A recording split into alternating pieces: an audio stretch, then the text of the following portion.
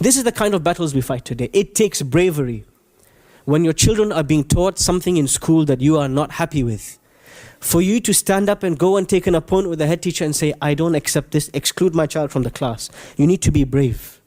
For you to be in a public place, it takes bravery, it takes courage. For all of these things, from praying salah in public, to talking to the head teacher, to going for a job interview, to getting married, to having everything in your life, you need to be brave, you need courage. When we talk about the bravery of the Prophet ﷺ, we're not just talking about his bravery in battle. But his bravery in battle is the greatest example, because what's at risk when you are in battle? What are you going to lose? What could you lose? Your life. That's worse than anything else. That's the thing we all fear. Nobody wants to give their life for anybody else. And so this shows the Prophet ﷺ was ready to jump into the unknown and risk everything fi sabilillah, for the sake of Allah. Another great example of the courage of the Prophet ﷺ is his bravery to be himself. Often, a lot of us, we have split personalities. We are somebody else at home, somebody else at work, somebody else in the masjid. If you ask someone from work and at home, do you know this guy? They'll say, it's two different people. We don't know who this person is. It's very difficult. You need a lot of courage to just be who you are. I used to have a colleague at work. Every day at 12:30, he would tell the colleagues, I'm going for a walk. They'd think it's strange. Every time we go to eat food, this guy goes for a walk. Every day he goes for a walk. He comes back 25 minutes later. Rain, sun, snow. Ajib. I knew obviously he's going to pray salah. So I asked him one day, listen, Habibi, why don't you just tell them, I'm going to pray. Maybe one of them will start asking you questions about Islam. Why don't you just be yourself? You know what he said? He said, I'm scared. What will they think of me? You know, those who are grunting, there's about half of us in the room who are doing that at work. and the other half are saying, look at these guys. To be yourself takes courage.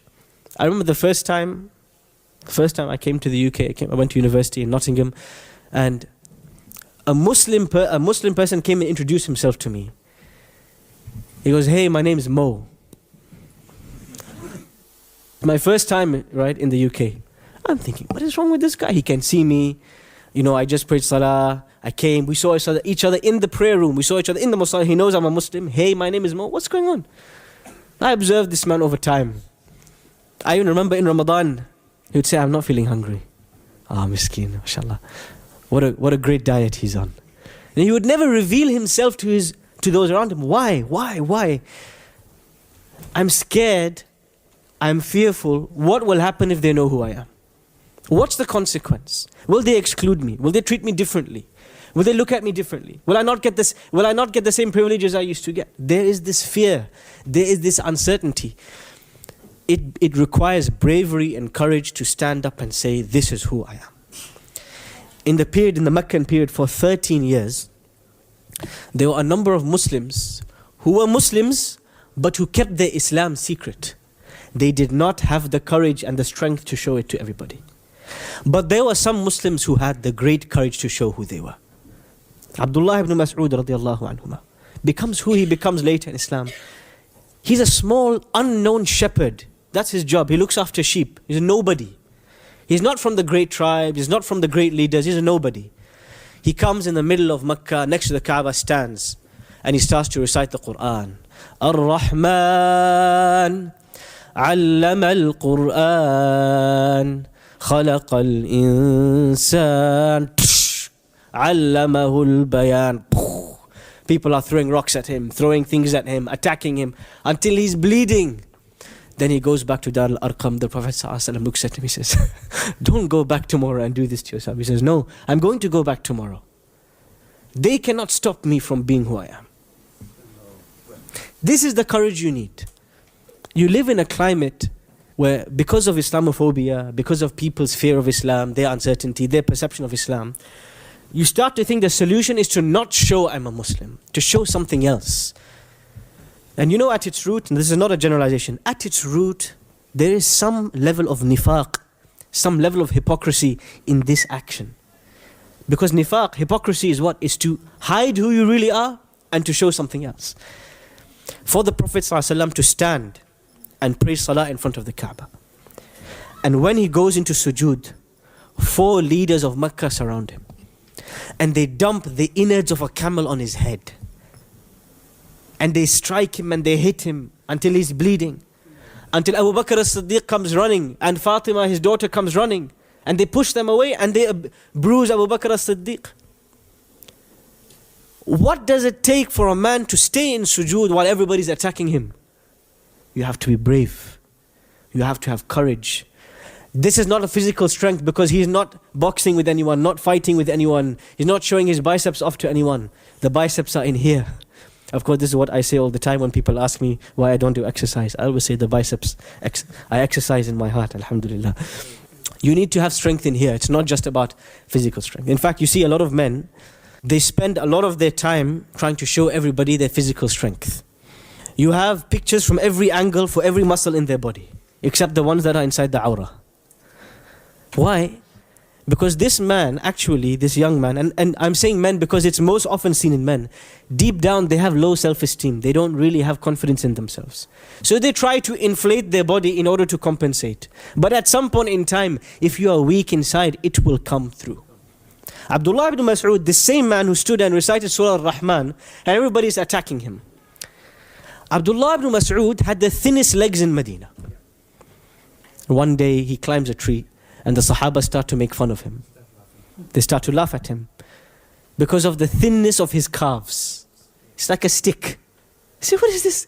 Look at this man. Is this a man or a stick? And they start to laugh at him.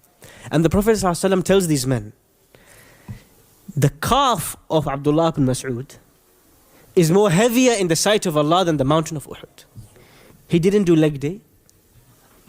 He wasn't exercising enough. Yes, he didn't show off his muscles. But there was a muscle that the Prophet ﷺ appreciated, and Allah appreciated more than this. The bravery to stand up for the haqq, for the truth, and not to back down, and not to cower away, and not to lie and twist and say no, not really, maybe, but to say the truth as it is. There will come moments in our lives where our bravery and our courage will be tested.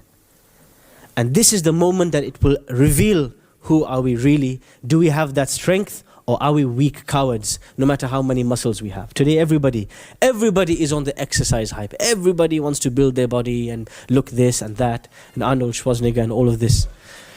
But nobody realizes the greater quality to have in the sight of Allah is the strength that allows you to stand up for what's right. How did the Prophet ﷺ, this bravery that he's shown, how can we have some of this bravery, this courage in our lives? The first thing we have to appreciate. Where did the Prophet ﷺ's courage and his bravery come from? Today, all of the psychology gurus, they said, believe in yourself. You can do it. You can do anything. They think this is going to make you strong. This is going to make you have confidence. The Prophets, alayhimussalam, if we take Musa as a case study, when Musa receives the first revelation from Allah, is he confident or is he scared? He's scared. He's standing in front of Allah, or rather he's standing in front of the burning bush. Allah subhanahu wa ta'ala is revealing to him, speaking to him. And what's his response? I'm scared, I'm scared, I'm scared, I'm scared, I'm terrified. In fact, when Allah subhanahu wa ta'ala turns the staff into a snake, what does Musa alayhi salam do? He runs. Is this a brave man? He's running away. وَلَّا مُدْبِرًا وَلَمْ يُعَقِّبْ. He didn't just run, he ran and he never turned around. What some young men do on the first night of marriage. Yes, they turn the opposite direction, they run and they never look back. No. Allah subhanahu wa ta'ala says to Musa alayhi salam, أَقْبِلْ وَلَا تَخَافْ. Come, don't be scared. إِنِّي لَا يَخَافُ لَدَيَّ الْمُرْسَلُونَ. A prophet should not be scared when he is in my presence. You might be scared any other day of the week. In front of Fir'aun you can be scared. In front of this person, Fulan, you can be scared. In front of Haman, be scared. When you are in the company of Allah, how can you be scared? Where is the reassurance coming from? Is it coming from his self-confidence? Where is his strength coming from? His bravery coming from? It's coming from whom? It's coming from Allah. This is very important. Before you buy all of that nonsense about self-confidence, you need to have confidence in Allah first. Otherwise, no speech can help you be self-confident. Nobody can give you self-confidence. We have to have confidence in Allah. This is the first practical step to have the bravery of the Prophet ﷺ. We have to have confidence in Allah. When the Prophet ﷺ is in Hunayn, and all of a sudden, thousands of men turn and a sea of arrows is in the air. And all of his companions have turned and ran. What's the first thing he says? Allahumma nazzil nasrak. Oh Allah, you send me victory and support. My support is gone. First line of defense gone. Second line of defense gone. Midfielders, nowhere to be seen. Strikers, hiding in the bushes. Oh Allah, I only have you. Send me your help. His confidence is not in himself. He alone is incapable. His confidence is in the Almighty. Musa alayhi salam, Allah subhanahu wa ta'ala tells him, go to Fir'aun. He says, I'm scared. Allah subhanahu wa ta'ala says, do not be scared. بِآيَاتِنَا أَنْتُمَا وَمَنِ اتَّبَعَكُمَ الْغَالِبُونَ. If you stick with my ayat, my miracles, my signs, my revelation, you and whoever is with you is always going to win. But you need to be with me if you want to win. You need to be on my side. Then you'll always be the winning side. When the believers are in battle, I recited the ayahs in salah. When the believers are in battle. Imagine you are going to battle. What do you think Allah is going to ask you to do before battle? You should sharpen your knife, buy the best armor, lease the fastest horse. Maybe something like this, right? Because you need something practical. What does Allah tell the believers in battle? يا أيها الذين آمنوا إذا لقيتم فئة فاثبتوا. O believers, if you come in front of an enemy, stand firm. How am I going to stand firm? Ya Allah, my knees are doing a dance without realizing. Shaking. How will I stand firm, Ya Allah? وَاذْكُرُوا اللَّهَ كَثِيرًا لَعَلَّكُمْ تُفْلِحُونَ. Remember Allah frequently so that you succeed. Aha. So what's the secret sauce to being brave? The secret recipe to courage? It is the remembrance of Allah. No other. To be constantly in the company of Allah. When you know Allah subhanahu wa ta'ala tells you, whoever is your enemy, Allah says, Wallahu ma'as sabirin. Allah is with you if you are patient. Can you imagine? Allah's support is with you. He is watching you. He is looking after you. His angels will be behind you. He is with you, you are not alone. But your confidence has to stem from Allah, not from yourself. This whole idea of self-confidence. Then after that, it comes the confidence in yourself. Through preparation. Whoever you are facing, now I want you guys to open your mind a little bit. We are talking about enemy in battle. Maybe don't stop there. Bravery is very broad. In fact, most of the battles we fight today are not physical anymore. One country wants to fight another country. They don't send missiles anymore. They do economic warfare. They do cyber warfare. They do mind games. They move their troops here, they move their troops there, they point their cannons here, there. Nobody ever gets into battle anymore. It's all games, mind games. This is the kind of battles we fight today. It takes bravery. When your children are being taught something in school that you are not happy with, for you to stand up and go and take an opponent with the head teacher and say, I don't accept this, exclude my child from the class. You need to be brave. For you to be in a public place, you know what is the biggest reason people miss salah? People are on the go, they're driving a taxi, they're on the train, they're on the bus, they're in a meeting, they're at work, they're in college, they're at university. What's the biggest reason people delay their salah? They're embarrassed to pray in a public place. How often I get this question, can I go home and then combine Fajr, Dhuhr, Asr, Maghrib? Ya ba'a, Habibi, just combine all your salah next year. Why are you waiting just till today? Wait till next year, combine 365 days of salah in one go. If it was that flexible, why not?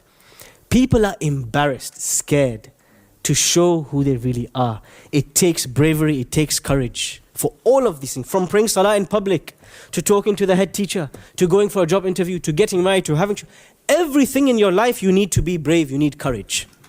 And this is where what's the first action we need to do if we want to get courage? Where do we get our courage, our bravery from? This shaja'ah. Where do we get it from? It comes from Allah. It comes from dua. It comes from the confidence that Allah is supporting you, not yourself. This is the first thing. The second thing is good preparation. You say you make lots of dua, then you go to your job interview in pajamas. Then you say, Ustad Hisham said, confidence in Allah. What happened? I didn't get the job. Ustad Hisham. Second thing you need to do, you need to have really good preparation. You have to be ready for anything. You go for a job interview. You go to get married. You have to be ready for anything. anything can happen. The day after you get married, anything can happen.